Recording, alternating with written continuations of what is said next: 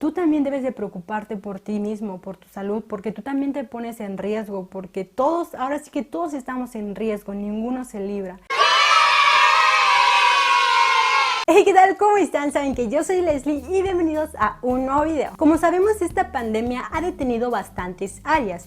Los niños han dejado de ir a la escuela, maestros han dejado de ir a la escuela, escuelas han cerrado, empresas han cerrado, trabajadores han sido despedidos y muchos aspectos más. Entonces déjame preguntarte, ¿tú como maestro, educador físico, te has preguntado o reflexionado acerca de qué estrategias puedes utilizar para un posible regreso escolar? Si es así, déjame decirte que este video es para ti. Un video en el que te voy a compartir algunas estrategias para un posible regreso escolar. Para que tengas la oportunidad de leerlo y analizarlo más calmadamente, te lo voy a dejar aquí abajito en la descripción para que tú lo puedas encontrar en cualquier momento. El primer punto por el que vamos a comenzar es la programación. En este aspecto, el educador físico ya no solamente va a planear actividades, juegos, materiales, objetivos, entre otros aspectos más, sino también va a planear aquellas medidas preventivas en cada uno de esos componentes, es decir, medidas preventivas para la organización, medidas preventivas para los materiales, medidas preventivas para la interacción o la distancia. Por otro lado, también el educador físico se pretende que priorice aquellas actividades que no tengan mucha interacción. Claramente aquellas que sí tienen más interacción pueden ser adaptables, pero primeramente vamos a elegir aquellas que no requieran tanto contacto. Otro aspecto importante a considerar en este aspecto es que recuerdes que tus alumnos han estado en un proceso de semiactivación, es decir, que no han estado activos totalmente. Tienes que ser consciente de este aspecto y empezar progresivamente, ¿ok? No vayas a empezar muy brusco, no vayas a empezar de una manera vigorosa porque no es así. El segundo punto a tratar son los espacios. En este aspecto básicamente nos recomiendan que prioricemos los espacios abiertos, los espacios donde pueda correr o transitar el aire adecuadamente. A veces llegamos a tener muchos alumnos, entonces esto hace que se sature bastante el ambiente, entonces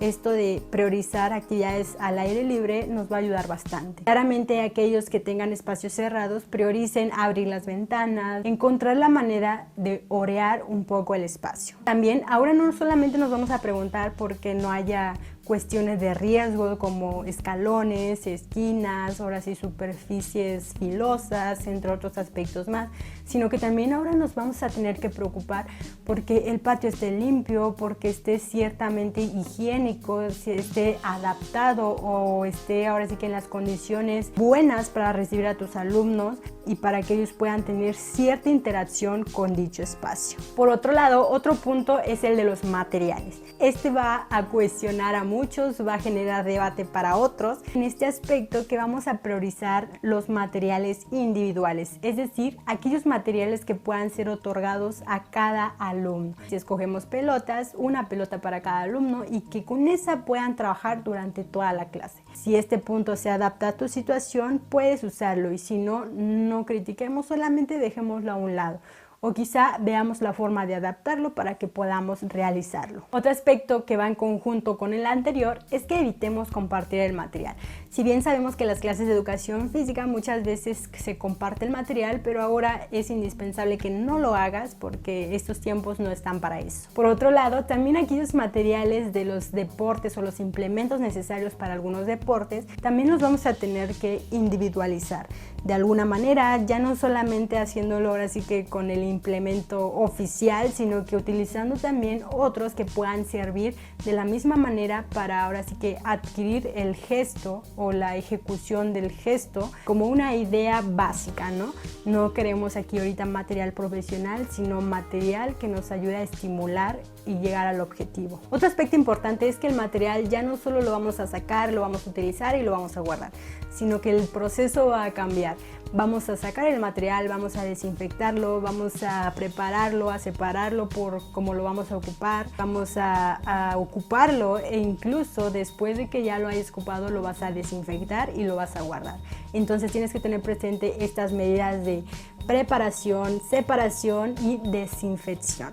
Así como también nos sugieren utilizar aquellos materiales que son fáciles de desinfectar, pelotitas, cuerdas, aquellos que no son muy laboriosos, ahora sí que de desinfectar. Otro punto importante es el de los grupos.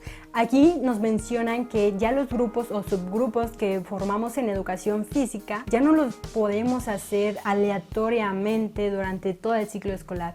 Lo que nos sugieren aquí es formar subgrupos estables, que esos grupos trabajen durante todo el ciclo escolar. ¿Para qué? Para que tú como educador físico tengas cierto control acerca de qué niños están en este grupo, en este otro, y si algún niño sale con síntomas o contagiado, puedas tener ese control de con quién estuvo contacto, cuántos días, etcétera. Entonces es una medida de prevención e incluso ahora sí que de llevar cierto control. Otro punto es el de información. En este punto básicamente tenemos que dar información tanto a alumnos, padres y directivos sobre las medidas que tú como educador físico estás implementando en tus clases para que esa higiene sea conservada. Esta estrategia de informar ante directores, familiares y hasta los alumnos propios va a servir bastante para que todos tengan información y sean conscientes que se está llevando a cabo algo para que sea ahora sí como más seguro.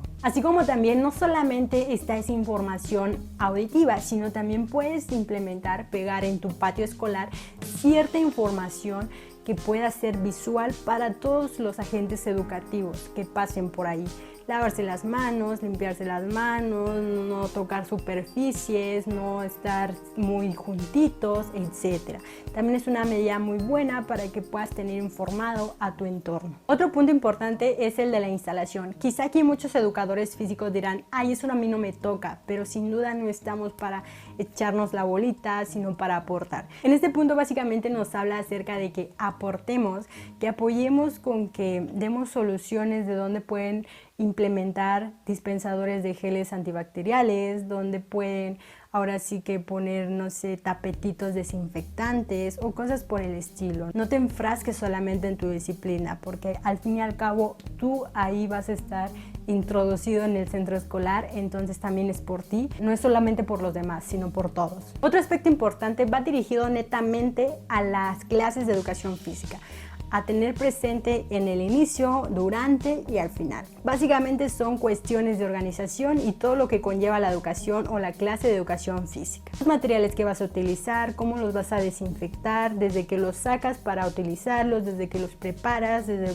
los que utilizas, desde que los vas a desinfectar para guardar y este proceso. El proceso también de cómo vas a organizar a tus alumnos para que cuando los recibas dejen sus botellitas a cierta distancia. El proceso de que vas a estar vigilando durante toda la clase que se respeten las medidas de seguridad que estableciste tú. Otro proceso es el de que tú sugieras que las niñas vayan con su pelo recogido, sin anillos, sin pulseras, y al finalizar la clase se desinfecten sus manos, se laven sus manos y sobre todo que regresen organizadamente a su salón o a su aula. No englomerados, sino parte por parte van regresando. Y por último, el punto más importante que debes de tener tú presente como educador físico es que debes de ser consciente de que tu centro educativo te está proporcionando los materiales adecuados para que puedas llevar a cabo una correcta intervención.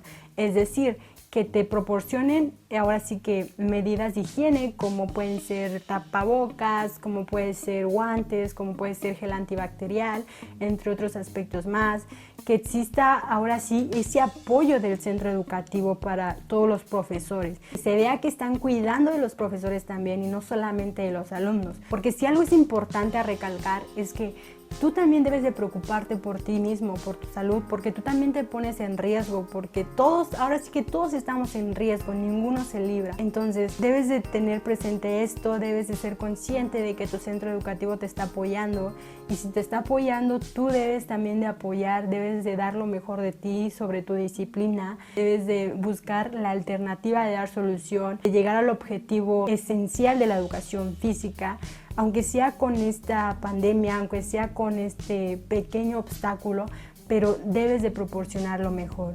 Y si por el contrario no existe el apoyo, créeme que ahí te debes estar cuestionando si en realidad vale la pena arriesgarte de esa manera, porque es una pandemia, es un virus muy muy letal o que puede ser muy letal y no sabes si a ti te va a ser bastante letal o solamente va a ser muy ligerito. Pero como dicen, más vale prevenir que lamentar. Así que tenlo presente y espero que este resumen te sirva bastante. Ya sabes que si quieres ahondar más, que vienen muchos aspectos más, te dejo el documento aquí abajito para que lo descargues y lo leas y me dices qué tal. Si se te ocurren algunas alternativas más, no olvides dejarlo en los comentarios de acá abajito para que más profesionales puedan leerlos y puedan extraer de ahí algunas ideas. Y bueno, sin más que decir, sabes que yo soy Leslie y que los veo en el próximo video.